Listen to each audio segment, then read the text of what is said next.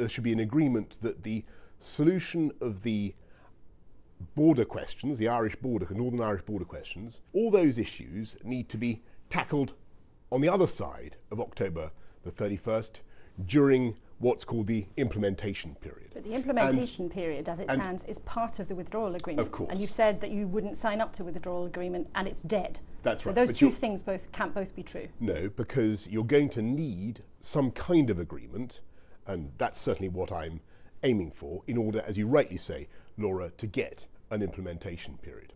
But if you want to be Prime Minister, you have to tell people how you would do it. You can't just wish it to be true. Let me tell you, there are abundant technical fixes that can be introduced to make sure that you don't have to have checks at the border.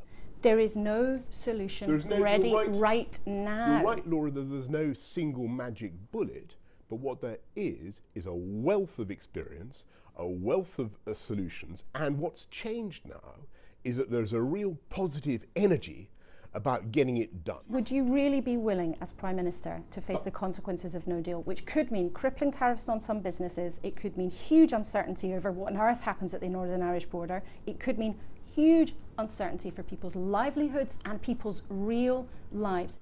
In the real world, the UK government is never going to impose checks or a hard border of any kind in Northern Ireland. That's just number one. Number two, in the real world, the UK government is not going to want to impose tariffs on goods coming into the UK. But it's not just up to the UK. That's right, I'm coming It's to that not point. just up to the UK. Of course that's right, Laura. It's not just up to us.